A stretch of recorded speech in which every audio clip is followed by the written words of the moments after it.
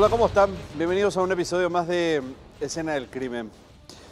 Nancy y Ricardo eran una pareja común y corriente hasta que hubo un punto que marcó la no continuidad de uno de ellos. La muerte abrupta, violenta de Nancy. Esto ocurrió poquito después de comenzar el año 2012. Ellos estaban bebiendo en la casa de ella, ya era tarde, estaban tomando alcohol. Y en cierto momento de la madrugada, un ruido bastante fuerte es el que termina por alertar a los padres de Nancy que algo estaba ocurriendo en la casa. Ella era madre de un pequeño. Y ese ruido, ese estruendo que le estaba contando, hace que el papá se levante y le vea a ella tendida en el suelo desvanecida y pregunta qué pasó. Ricardo dijo que se desvaneció porque tomó demasiado y eso hizo que perdiera el conocimiento. Sin embargo, ella murió después de 3 días. ¿Qué fue lo que ocurrió con ella? ¿Qué realmente la mató? Eso es lo que vamos a contar hoy en este capítulo de Escena del Crimen. Nos introducimos rápidamente a lo que es la ficha de cada uno de ellos, de la víctima y del victimario.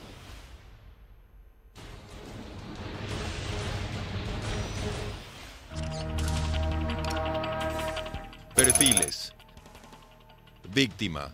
Nombre: Nancy Beatriz Echeverría Chávez. Edad: 30 años. Nacionalidad: paraguaya. Profesión: limpiadora. Domicilio: Barrio Santa Lucía, Asunción. La mujer fue asesinada a golpes, de patada y de un elemento contundente de hierro. Victimario.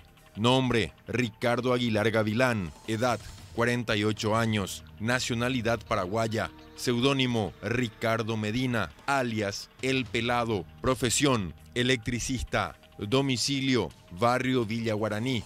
El hombre negó haber cometido el crimen, pero fue condenado por un tribunal por el hecho.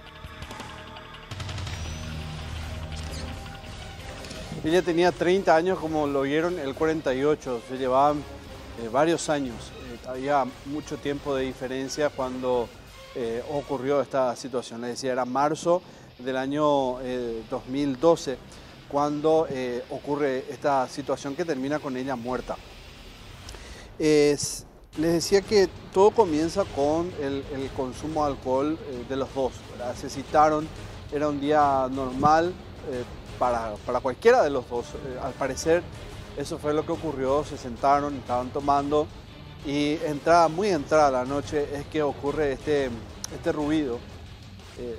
Probablemente fue un golpe o la caída simplemente abrupta de ella al suelo, lo que termina por despertar, por interrumpir el sueño del papá. Es el que primero siente, despierta, va y se cerciora de qué es lo que estaba ocurriendo y estaba su hija tendida ahí en el suelo, desvanecida, estaba inconsciente. Esto, de cierta manera, a él le preocupó bastante y le pregunta al único que estaba en ese lugar. Y ojo, porque ese es un detalle muy importante dentro de todo este proceso, dentro de toda esta historia, y lo van a saber después, principalmente por la coartada que él ofrece a los investigadores. Y eso que él dice, siendo el único en el lugar, se desvaneció porque tomó demasiado. Pero lo insólito de todo eso es que ella, luego de ser internada en un hospital, en un centro médico, muere. Estando en coma, estado vegetativo, no tenía reacción o no había actividad cerebral. Es decir, ella sufrió una conmoción muy fuerte en esa noche, en esa madrugada, porque no había otra explicación. O sea, ¿cómo es que estando ella bien, estando consciente, los dos quedan solos y termina ella de esa manera, sin reaccionar después de haberla encontrado tendida en el suelo de la casa? Es decir, no había en ese momento no había demasiada lógica en la situación y tampoco había que hacer un examen exhaustivo, no había que ser muy ducho, más que utilizar el sentido común para darse cuenta de que entre los dos había ocurrido algo.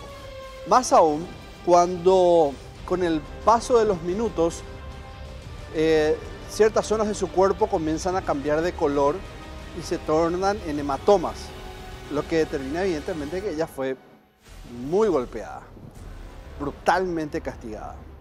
Y esto se determina después en un examen médico para determinar las causas de su muerte, porque era inexplicable. De encontrarla en el suelo tendida, bajo la supuesta hipótesis de la pareja de que ella bebió y cayó inconsciente, termina finalmente muerta con muchos golpes en el cuerpo. Vamos a ver detalladamente qué ocurrió ese día.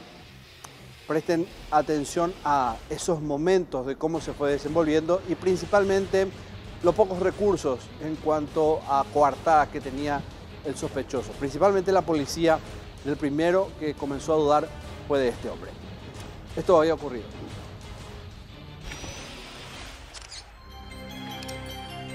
¿Qué pasó? Por tanto, yo me fui a trabajar ese día allá en Trinidad y después vine a las 5:30 por ahí vine. Y estaba mi hija acá. Y vine cansado y me tomé tereré ahí con mi señora y bueno, ya estaba enferma ¿no? También. Tomamos tereré y llegó el tipo a las 6:30 por ahí llegó acá. Y después le dije a mi señora ahí que ya era un poco tarde, ya 7:30, 8 de la noche ya era. Y estaba sentada acá, ahí mismo estaba sentado con ella, el muchacho, el señor. Y estaba bien, yo no pensaba que iba a pasar esta cosa. Después nos fuimos a dormir, le dije a mi señora, me voy a acostarnos ya porque ya es poco tarde, porque mañana me tengo que ir a trabajar otra vez. Y nos fuimos, me fui a acostar, dormimos y nos quedamos dormidos totalmente. Y acá en casa luego le hice. Nosotros nos vimos, nos quedamos dormidos. Los últimos días del verano no daban tregua al calor. Transcurrían los primeros minutos del martes 13 de marzo del año 2012, cuando un extraño ruido alertó a Porfirio Echeverría. Él no se preocupó demasiado hasta que el llanto del menor de sus nietos le obligó a levantarse de la cama. Pero yo escuché un ruido a las 12 por ahí de la noche ya eso, 11:30 por ahí. Escuché un ruido y le dije a mi señora, Nancy, ¿qué es lo que está haciendo? Mañana tiene que ir a trabajar, le dije. Y me dijo, ella sabe su responsabilidad, déjale nomás que esté todavía, me dijo ella. Y nos quedamos atrás y me dormí, después escuché que lloraba la criatura. Y ahí nos levantamos. Al caminar por el pasillo hacia la calle, su esposa Epifania Chávez se topó con la peor de sus pesadillas. Su hija Nancy Beatriz yacía tirada en el suelo casi agonizante. Lo único que Porfirio acertó a ver fue el momento en que Ricardo Medina, el novio de Nancy, huía del lugar. Y ella vino acá y el señor se subió a su coche y le dijo a mi señora que ahí está su hija borracha y se quedó desmayada, le dijo a ella. Y yo me fui al baño y después vine y ya se fue ya el muchacho con su coche. Y me fui ahí y le encontré a mi hija ahí tirada. Había unas cuantas bolsas de piedra trituradas ahí. Y ahí estaba, inconsciente. Apenas estaba respirando. Nos le levantamos, le pusimos en un sillón, le hacemos reanimación. No hay caso.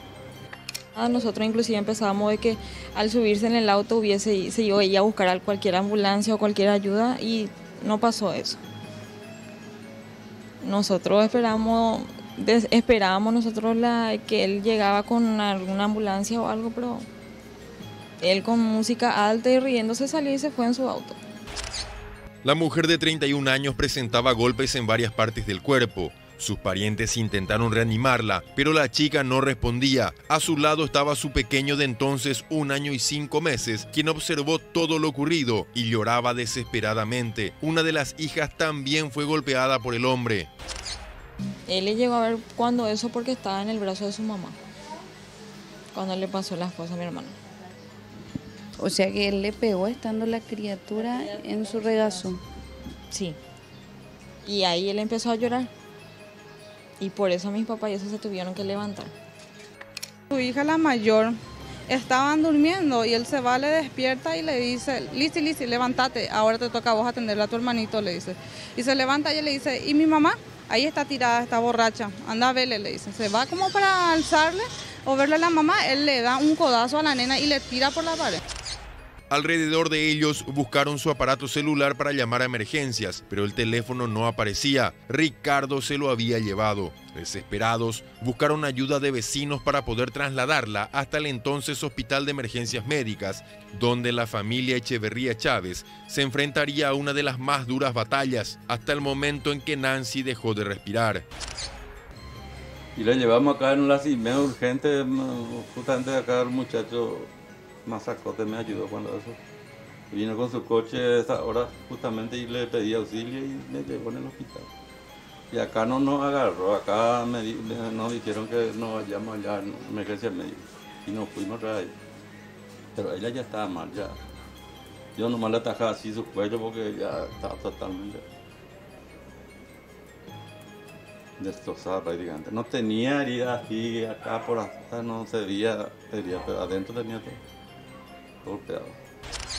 Agentes del Centro de Atención a Víctimas de Violencia Intrafamiliar de la Comisaría Sexta Metropolitana llegaron sin demora al lugar, acompañados de agentes del Ministerio Público y Criminalística, a fin de levantar cualquier pista que ayude a demostrar quién fue el autor del estremecedor crimen. Al principio, los informes versaban que Nancy Beatriz había sido salvajemente golpeada con martillo. Sin embargo, en el sitio, los familiares encontraron ensangrentada una pesada champañera, elaborada de hierro pesado y compacto, que parecía haber sido el arma del crimen.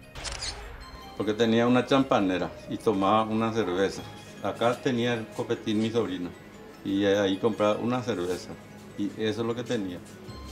Y yo le presté, cuando eso le presté la champanera, era de hierro, medio hierro pesado era. Y yo dije que con eso le pegó con la cabeza y ya no podía más ni pedir auxilio ni nada. La situación de la muchacha era crítica. Los daños no solo habían sido físicos, pues también afectaron su cerebro, motivo por el cual pasó varios días con estado reservado.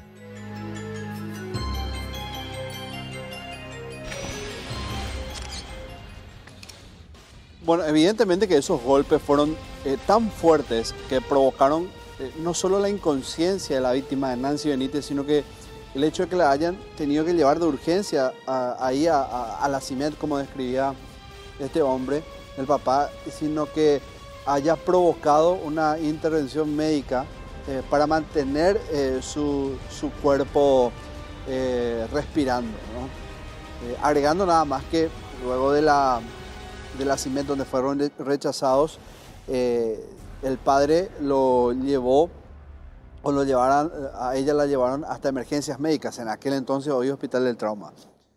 Y les decía, esos golpes provocaron evidentemente una desconexión en alguna parte del cerebro con todo lo que es el funcionamiento de la motricidad en sí del cuerpo. Ella quedó en un estado de inconsciencia total, en lo que conocen o se conoce comúnmente como estado vegetativo. Se preguntaban en aquel entonces los medios de comunicación, en los primeros reportes que se daban, qué armas o qué golpe tan severo o con tanta fuerza se tuvo que haber aplicado para que ella, además de todas las laceraciones o esas hematomas que evidentemente representaban un castigo brutal, pero qué golpe tuvo que haber sufrido para que quede de esa forma. Tal vez fue un golpe seco aplicado directamente a una parte de la cabeza, o tal vez fue una caída producto evidentemente de una conducta violenta por parte del agresor, y que en esa caída ocurre ese golpe tan fuerte que termina por dejarla prácticamente inútil en cuanto a su propia función, en estado inconsciente, sin siquiera la oportunidad de volver a despertar. De hecho, que al tercer día finalmente su cuerpo no aguantó y termina en una descompensación multiorgánica y finalmente ella murió. En heridas que hablan, los reportes médicos van a determinar la precisión de cómo había ocurrido todo esto. Pero ¿qué llevó a ese estudio forense para determinar las causas reales de su muerte? Pues estos 3 días de agonía relatada también por personas muy cercanas en aquel entonces a esta crónica policial. Esto había ocurrido 3 días de agonía de Nancy Benítez.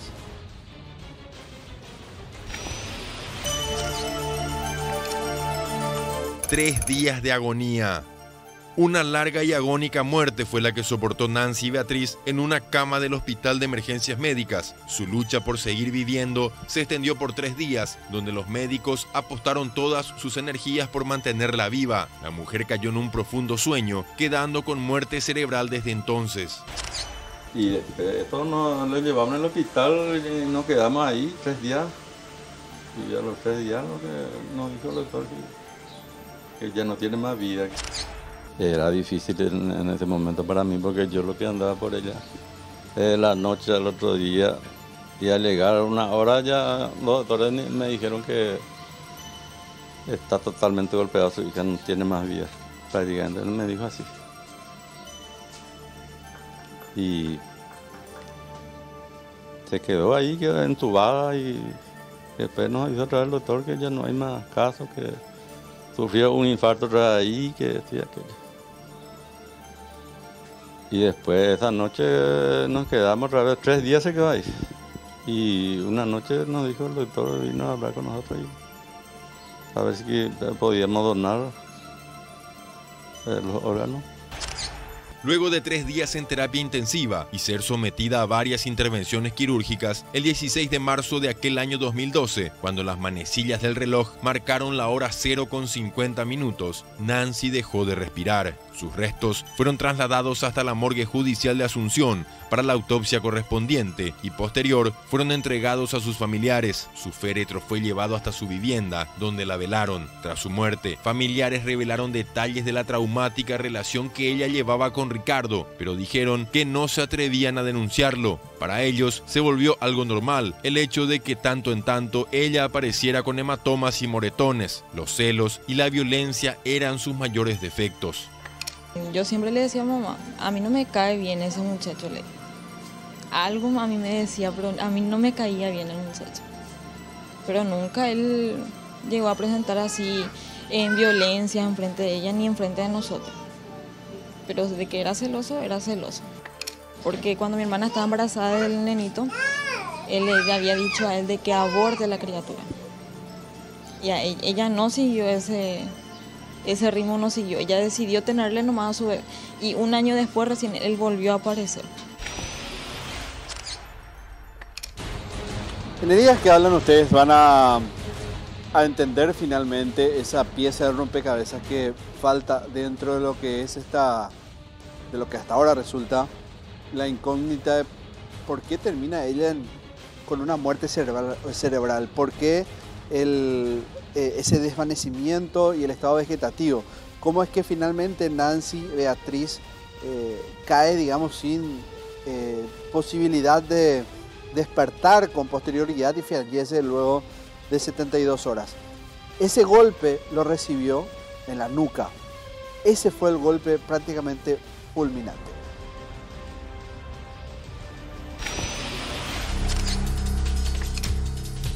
Heridas que hablan. Un golpe en la parte posterior de la cabeza dejó inconsciente a Nancy Beatriz Echeverría, pero el cobarde ataque recibido por parte de su pareja no acabó allí. Aún tendida en el suelo, la víctima fue atacada de una forma salvaje, a golpes de puntapié que le causaron la rotura de varias costillas en la parte intercostal derecha. Para finalizar el ataque, el hombre propinó a la mujer un golpe en el pecho, produciendo el hundimiento del tórax y el quiebre del esternón. Su muerte fue lenta y agónica. Los golpes dañaron severamente los principales órganos, entre pulmones y corazón.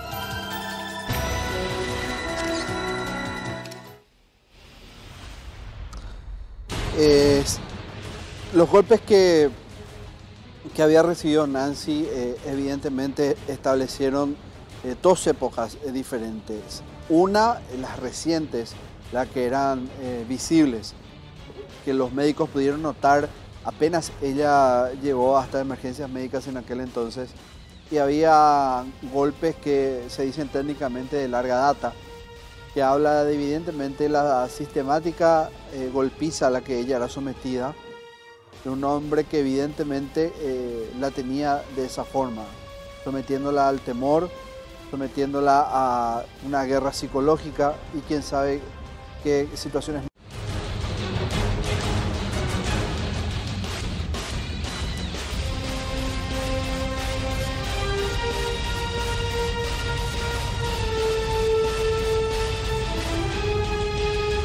Nancy Beatriz Echeverría, de 30 años, y a Ricardo Aguilar Gavilán, de 48 años, son los protagonistas de este capítulo de Escena del Crimen. Ella fue la víctima de él, según la investigación policial, que posteriormente deriva con una culpa, o al menos de tener con certeza quién había sido el victimario. Pero hasta ahora llegamos a esto. Ellos estaban bebiendo en la casa del papá de Nancy, en la casa paterna, cuando a cierta hora de la noche, de la madrugada, un ruido bastante fuerte termina por interrumpir el sueño de los padres de Nancy. Ellos, al levantarse, ven que ella estaba tendida en el suelo, inconsciente, y el que estaba ahí, al menos para recurrir a una explicación, era Ricardo. Y él contestó que simplemente se desvaneció porque habían bebido demasiado. Sin embargo, varios golpes en el cuerpo de Nancy, rastros de hematomas, golpes muy severos, la llevaron hasta primero a un sanatorio y posteriormente al centro de emergencias médicas, especializado en traumas. Ahí estuvo 72 horas con vida y luego falleció a consecuencia de un golpe muy fuerte en la nuca, un golpe que probablemente se provocó con un arma contundente, un arma que pudo haber sido una madera o pudo haber sido un tubo metálico. Lo cierto es que fue tan severo que termina por generar esa lesión en la vértebra y posteriormente el estado vegetativo como consecuencia y a su vez la muerte con posterioridad. Vamos a ver un poco ahora de la vida de Nancy, escuchar un poco a sus familiares hablar sobre ella, sobre quién era esta mujer que tuvo una vida muy tortuosa, muy violenta con Ricardo. Él pasó de convertirse en su pareja, de terminar una relación, a ser el papá de su hijo. Y quizás esa negación a tenerlo lejos hacía que ella soporte tanta violencia. Es simplemente una especulación sobre algo que nunca sabremos. Pero sí lo que podemos contarles es lo que la familia nos transmitió a través de lo que recuerda, de lo que Nancy dejó y la decisión que tuvieron posterior a su muerte.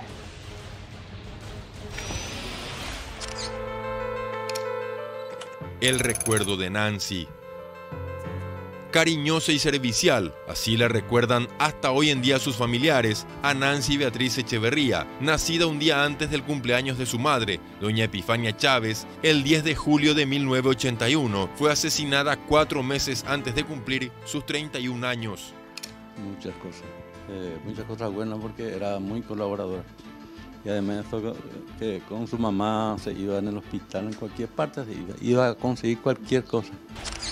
Me llevaba en cualquier parte, en el doctor, allá en Itagua, y eso me llevaba. Me mandaba a hacer mi estudio ahí en el sanatorio Migones. Me mandaba a hacer mi estudio y eso. Muy activa lo era. Además de cuidar de su mamá, Nancy cuidaba de sus 3 hijos, el menor, hijo de su asesino. Y más me deja, criatura 3 me deja ahí. ¿Qué te voy a decir? Que me hace falta. Yo siempre le llevaba junto a su mamá y eso. Este es papá, tu mamá. Acá está tu mamá, le dije. ¿Y cómo era abuela mi mamá? Él me preguntó.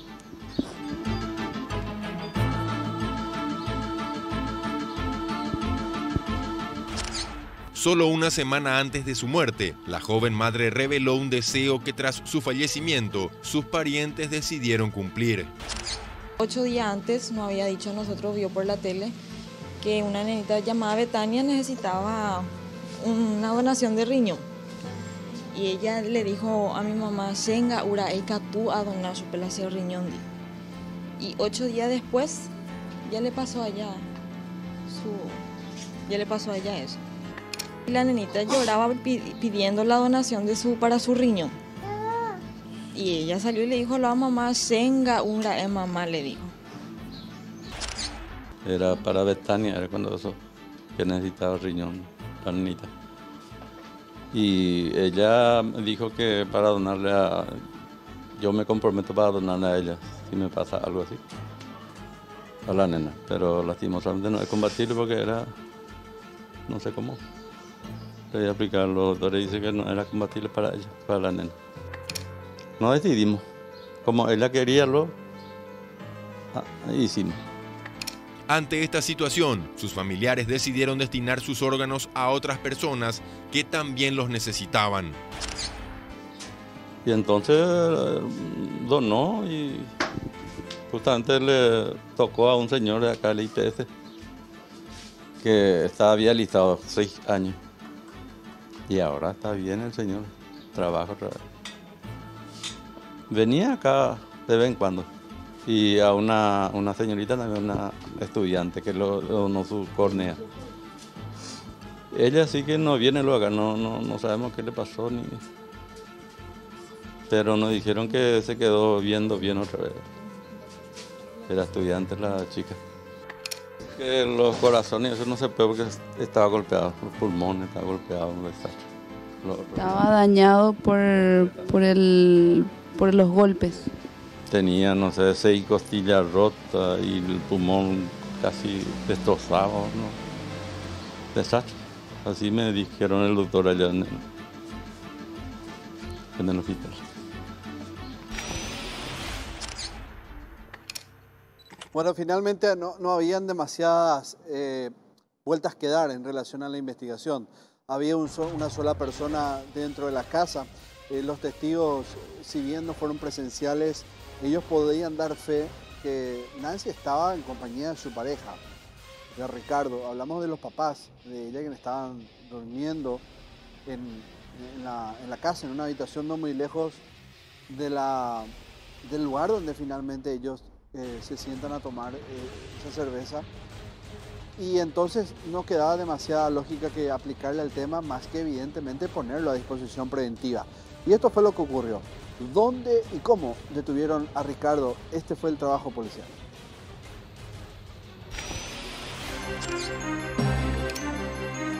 La detención de Ricardo.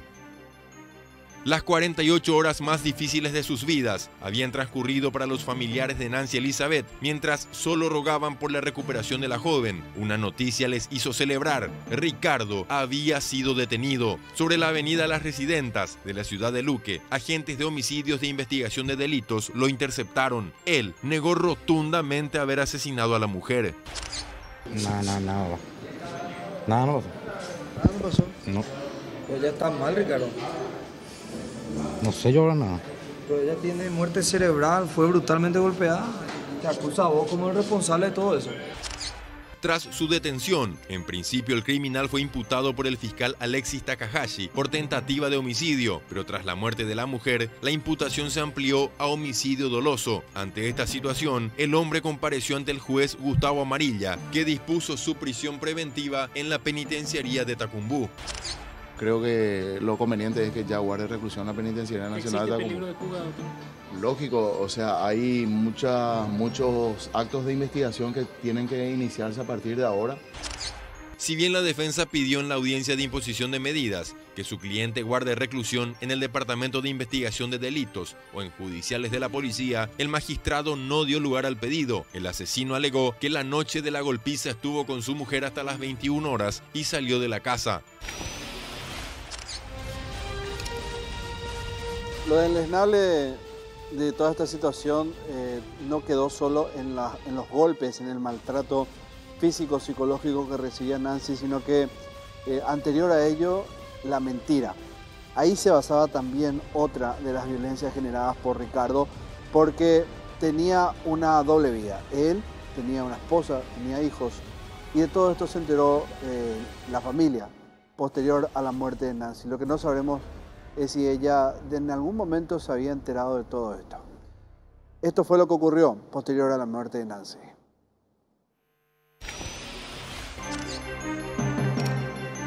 Llevaba una doble vida. La detención de Ricardo colmó de extrañas sensaciones a los familiares de Nancy. Una mezcla de alegría y desconcierto los invadió por completo. Esperanzados en la idea de que la justicia haga su parte, ellos quedaron sumidos en una confusión inevitable al enterarse que su nombre no era Ricardo Medina. Esta vez yo reconocí por su nombre, porque nunca tuve la oportunidad de decirle Ricardo, nomás le decíamos. Y cuando se le detuvo ahí, se le conocía bien con un nombre y su apellido. No sabíamos que tenía doble nombre, no sabíamos. A quien conocían con ese nombre era en realidad Ricardo Aguilar Gavilán, el electricista de 48 años, que sostuvo dos familias diferentes, escondiendo a una de la otra durante un par de años. Después de todo eso lo que pasó, nosotros nos enteramos de que él era casado, porque él llegó acá con supuestamente que él era separado, que no tenía familia. Después nosotros nos enteramos de que él sí era casado y que tenía a su señora, tenía familia en su casa, que vivían con ellos. Los familiares de Nancy intentaron conversar con el entonces sospechoso, tratando de encontrarle alguna explicación al salvaje episodio, pero nunca lo lograron. No, nosotros intentamos hablar, mi papá intentó hablar, pero le dijeron que estaba prohibido, porque tenían miedo de que se le haga algo. Él tenía miedo. Sí. De que ustedes tomen represalia, digamos. Porque mi papá le quería acercar, preguntarle por qué hizo, qué tanto le molestó para que le haga eso. Pero no se pudo, desde el día de la detención nunca más le volvimos a ver nosotros. No pudimos hablar con él tampoco. Bueno, está con nosotros Alexis Takahashi, el fiscal que estuvo en ese caso. La particularidad del fiscal es que fue uno de los que acompañó prácticamente toda la investigación desde que comenzó todo y estuvo tan de cerca que esos detalles evidentemente son muy oportunos recordarlos ahora para terminar de ensamblar todo esto, fiscal. Me estabas diciendo que lo particular de este caso es que cuando ingresa, como ella es llevada hasta emergencias médicas aún bajo la premisa que está viva, en estado sí inconsciente, ¿verdad? Y son los familiares los que le llevan. ¿Cómo ingresa la causa cómo llega la denuncia ante vos? Bueno, esto ingresa como una causa más de lesiones. Al ingresar como lesiones, nosotros en un Ministerio Público tenemos filtros en mesa de entrada donde empiezan a dar, de acuerdo a la gravedad, se van dando los trámites correspondientes. Después de 12 horas se acercan los familiares y nos comentan de cómo estaba la situación. Y es ahí que le juntamos al equipo de trabajo, a los asistentes, le llamamos a la gente del laboratorio forense del Ministerio Público y nos constituimos al lugar. Y ahí pudimos ver efectivamente la gravedad del hecho. Era un caso que hoy normalmente lo conocemos como feminicidio. Claro. Inicialmente como una violencia familiar, pero la particularidad era que la víctima presentaba múltiples traumas en todo el cuerpo y en la cabeza. ¿Dónde te constituiste? ¿En el hospital o fuiste a la escena donde había ocurrido todo? Lo primero que hiciste. Primero que la policía me trae una hipótesis de que se utilizó un arma contundente que sería un martillo. También no se descartó la posibilidad de que haya una champañera donde estaban tomando bebidas alcohólicas Ricardo con Nancy, sí, antes de que ocurran los hechos. Entonces nos constituimos a buscar todos esos elementos. ¿Fueron a la casa entonces? Fuimos a la casa, en el barrio Santa Lucía de Trinidad. Hicimos la búsqueda, se hizo todos los procedimientos de rigor, hasta que posteriormente me llaman de emergencias médicas para comunicarme que la persona estaba ya pasando a terapia intensiva. Nancy, sí, ya estaba muy mal. Nos fuimos hasta ese lugar y me explican los médicos que tenían múltiples traumatismos Nancy en ese momento. Eso se veía, doctor, o sea, pudiste ver que los golpes eran a simple vista, se notaba. Ingresamos a la sala donde estaban la gente con observaciones, en la parte de observaciones, y me junto con los médicos. Esto fue lo más chocante que me pudo haber pasado ahora, porque hablé con los médicos, estaba el neurocirujano, me acuerdo bien, el doctor Marcelo Rivas, y me dice: esta chica recibió patadas en la cabeza que le causaron hundimiento de la masa encefálica.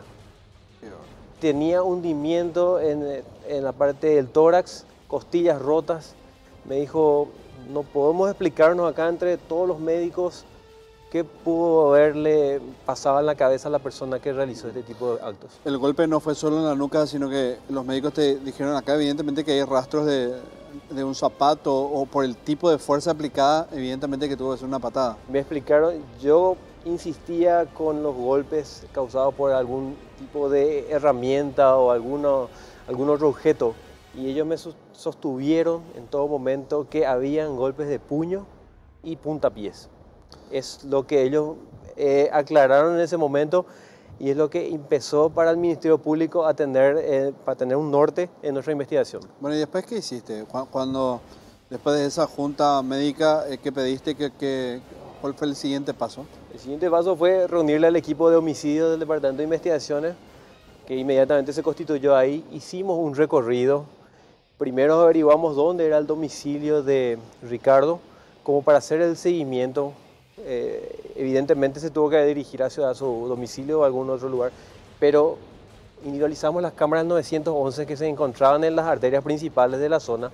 Estábamos a cuadras de Sacramento y a cuadras de España. O sea, pedimos para hacer un circuito completo de la zona. No, me acuerdo bien que individualizamos el vehículo que tenía Ricardo. ¿Qué tipo de vehículo era? Y era un auto, no me acuerdo la marca en este momento, pero a través de eso... ¿Un sedán? Un sedán, sí. Vehículo de 4 puertas. De 4 puertas, brasilero, me acuerdo, no quiero pecar de entrar en detalle en eso, pero la policía con todos esos datos hizo el seguimiento por cámaras. ¿Y qué determinó eso, doctor? Y determinó que el tramo, la dirección que utilizó Ricardo al salir del lugar, se le pudo identificar y a través de eso, esto ocurrió un día martes. Nosotros hicimos las diligencias el miércoles y el jueves se le dio captura, tengo entendido, si mal no recuerdo, a Ricardo Aguilar. O sea, 48 horas después ya él estaba a disposición de ustedes. Estaba a disposición, imputado, pero por tentativa porque todavía no falleció. Ella falleció el día siguiente de su detención. Es así que nosotros ampliamos la imputación, o sea, modificamos esa imputación ya por homicidio. Bueno, ¿por qué Ricardo y por qué no pudo haber sido otro? Ricardo fue la última persona que estuvo en el lugar. Esto lo pudo concretar la madre, que inclusive pasó varias veces por el lugar, le vio con la chica, estaban tomando, ellos con Nancy estaban tomando, estaban hablando normalmente. Él frecuentaba mucho la casa. Pero no hubo discusión, no hubo nada raro ahí. Según los testigos en ese momento, no hubo ningún tipo de discusión. O sea, ¿no escucharon ellos? No. Él encontró, yo me acuerdo que él encontró a un jugador de Nacional en ese entonces, apellido Mazacote, fue la persona que le encontró tendida en el suelo, ¿verdad? Y él es el que nos aportó bastantes datos también porque vio que salió él en ese momento. ¿Él era familiar? Él era vecino. ¿Y él es el primero en que el primero que le encontró en el piso a Nancy. Pensé que era el padre, doctor, entonces fue este vecino el que la vio. Lo que nosotros tenemos en la carpeta fiscal en ese momento era Alfredo Mazacote, tengo entendido, ¿verdad? Alfredo Mazacote, sí. Entonces quiere decir que el ruido fue tan, o el estruendo, o lo que él pudo haber escuchado, que despierta, porque esto fue muy tarde, ¿verdad? No. Esto ya fue en horas de la noche, pasando las 9 de la noche, tengo entendido, y si mal no recuerdo, y tengo entendido que Mazacote estaba pasando por ahí, le llamó la atención ver a una persona en el piso. En el suelo. Sí. Y eso provoca en él al menos que alerta a la policía. Entonces inmediatamente se acerca y ve que estaba muy golpeado. Y en ese lugar ya no estaba él. Ricardo ya no estaba, pero la había visto un minuto antes que salió de ahí. Entonces el testigo fue presencial, al menos para ubicarlo en el lugar. Prácticamente. Además de otras particularidades como de que siempre tenían roces, Nancy aparecía golpeada, pero como estaba iniciando una nueva vida con este señor que le decía que era soltero, que ella quería volver otra vez, tenía 3 hijos de por medio, entonces ella le tapaba a este señor. ¿Quién tenía 3 hijos? Nancy tenía 3 hijos menores de edad. De otro relacionamiento anterior, ¿verdad? O sea, y este hombre llega a la vida diciendo que era soltero. Sí, ella empieza a tener un trabajo, tengo entendido que fue limpiadora, estaba en el Congreso, estaba iniciándose en todos los sentidos, tratando de tener nuevos horizontes. Claro, se enamoró de él. Él le prometió tantas cosas y de repente ella le cubría en esos golpes, en esas escenas que tenía ella, como la familia le reclamaba, entonces, bueno, cubría todo eso, ¿verdad? Claro, o por lo menos minimizaba en aquel entonces así mismo esa situación. ¿Y después qué pasó? Una vez que él estaba detenido, o estuvo, ya ustedes lo tenían detenido, imputado, muere Nancy, cambian el tipo penal y ¿qué ocurre después? Bueno, no confirmo. De hecho que nosotros con la tentativa de homicidio ya hemos solicitamos en ese momento la prisión preventiva. Lo único que fue es cambiar la calificación ya por el hecho consumado. Y bueno, ya prácticamente teníamos el caso cerrado. Nos faltaban pequeños detalles como para fijar lo que ya teníamos sostenido y bueno, lo posterior a eso fue los exámenes psiquiátricos y psicológicos que confirmaron que era una persona totalmente capaz, que no tenía ningún tipo de problemas mentales. Claro, eso es un poco para entender. Hay muchas veces que, reiteradas veces cuando vimos personas que mataron y no tienen un pasado delictivo, y generalmente esto se da mucho en hechos de feminicidio, salvo que sea un criminal serial, pero en hechos de feminicidio muchos buscan una conducta violenta o que haya tenido un pasado haciendo lo mismo, pero pueden ser perfectamente personas que llevan una vida normal, personas empáticas, personas muy sensibles, pero que terminan haciendo esto, ¿verdad? Terminan matando de la noche para la mañana. Y en este caso fue así, totalmente. Decían los familiares que era muy posesivo, que era una persona que con todo era muy amable, con los hijos de Nancy era totalmente, como dijiste, empático, o sea, tenía buenas relaciones. Salvo con ella. Salvo con ella, por los que le preguntaba, me acuerdo que un testigo dijo en algún momento que él le recriminaba porque él llevaba ropas tan ajustadas a su trabajo, cuestiones así, de repente porque se iba a la peluquería, porque estaba tan producida y cosas así. Recuerdo bien de esos detalles que... Un enfermo celoso. Y posiblemente posesivo, fue así. Sí. Características muy particulares de personas que... Así mismo. Doctor, vos no llegaste al juicio con este caso porque te cambiaste de unidad, pero sí hubo una fiscal que entró a suplirte, digamos, con este caso en particular. Sí, así mismo fue. La que vino en mi reemplazo justamente continuó con el caso que ya prácticamente estaba cerrado. Como dije, había que solamente cerrar algunos detalles y cosas así. ¿Terminaste prácticamente todo en una semana? Es que le dije a mi equipo de trabajo, si en una semana no se culmina, este caso está perdido. Tenemos que movernos y no vamos a descansar hasta encontrar todos los detalles de esto. Vos tenías un testigo que prácticamente no fue presencial, pero en las circunstancias hizo que podía atestiguar situaciones muy particulares que lo ubican a tu sospechoso en el lugar, la hora en que presumiblemente ocurrió todo, porque prácticamente fue inmediato. Los golpes se sitúan en el mismo espacio en que él había desaparecido del lugar, ¿verdad? Tal cual. Inmediato le digo yo, porque ocurrió el hecho y él estaba saliendo cuando pasaba Mazacote por ahí y vio que salió, él se despidió inclusive, y luego tendía en el piso a Nancy, ¿verdad? Bueno,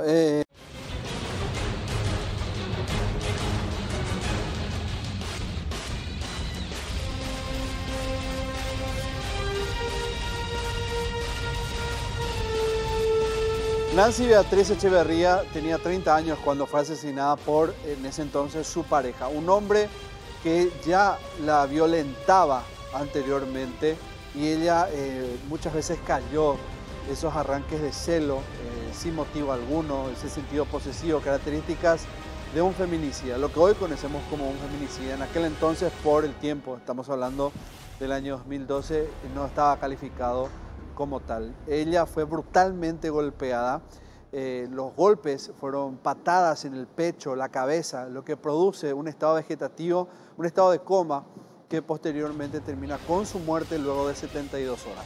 El trabajo fiscal, muy rápido, muy preciso, termina por dar a él, o lo pone como detenido, 48 horas después de haber ocurrido esto, porque fue un martes, el jueves él ya estaba detenido, imputado, y después de un tiempo fue a parar ante un tribunal.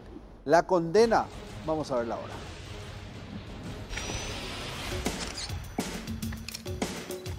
la condena.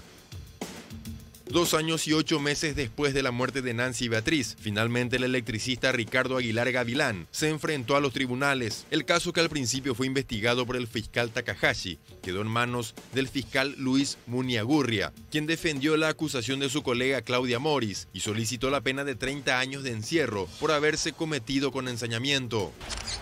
Él dijo de que era otro hombre el que le mató, que no era él.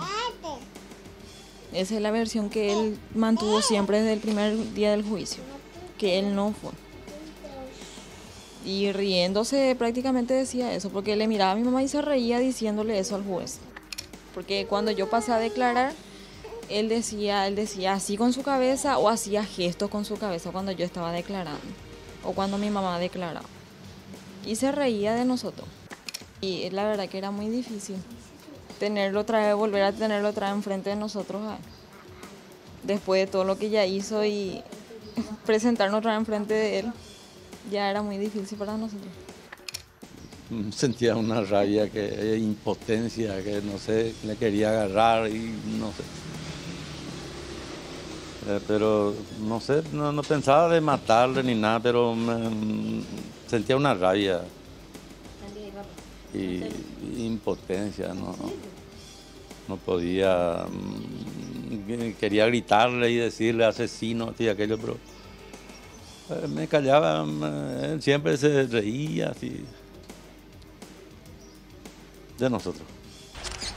Sin embargo, los magistrados consideraron que el castigo justo era de 20 años de prisión. La sentencia fue dictada en forma unánime por los jueces Claudia Cricioni, Armando Fleitas y Fabián Escobar, quienes hallaron culpable al acusado de homicidio doloso simple.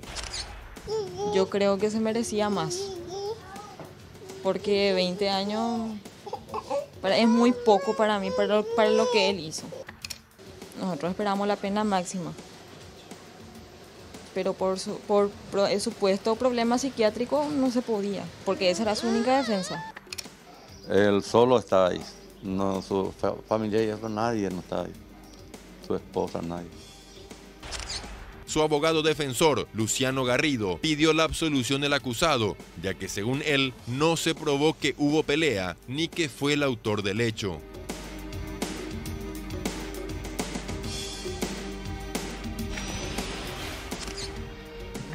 En 2 años se cumpliría la mitad de la pena de Ricardo, y con ello podría darse la examinación, si es que él lo solicita, de su libertad.